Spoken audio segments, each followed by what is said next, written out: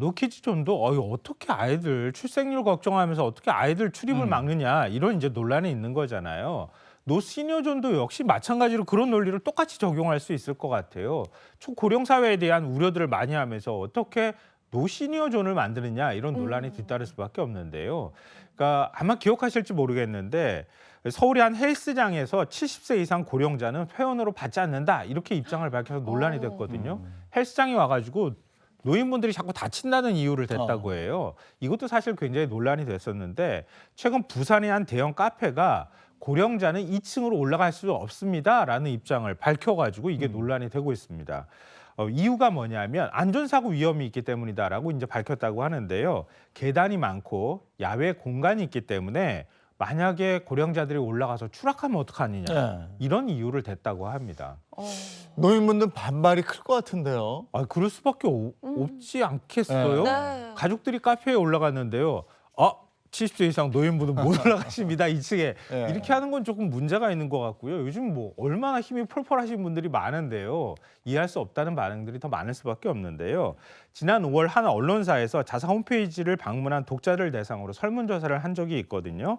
전체 응답자의 약 59%가 나이로 구분 짓는 건 차별이다. 이러면서 노시니어존에 반대한다는 입장을 밝혔습니다. 약 17%만 찬성했다고 합니다. 사실 이런 문제는 우리나라에서만 일어나는 건 아니고요. 초고령사회나 고령사회로 들어가는 국가들에서 적지 않게 발생합니다. 지난 6월 중국 난징에 사는 75세 노인 역시 놀이공원에 조각폭염에 있는 전시관을 들어가려고 했는데요. 놀이공원 측이 안전상의 이유로 60세 이상 고령자에게는 보호자 동행을 요구해서 논란이 된 적도 있습니다. 근데 앞서 업체들 사례도 그렇고요. 계속해서 이야기가 나오는 게 안전사항의 문제다. 이런 얘기를 좀 하고 있는 것 같아요. 진짜 걱정해가지고 안전상의 문제를 대든지 모르겠어요. 책임지지 않으려고 그러는 것도 있을 수 있는 거거든요. 근데 이건 차별에 해당합니다. 이미 국가인권위원회에서 그런 권고를 한 바가 있는데요. 지난해 10월 인권위에서 만 65세 이상 고령자의 회원가입을 거절한 체육시설에 대해서 이거는 인권차별이다.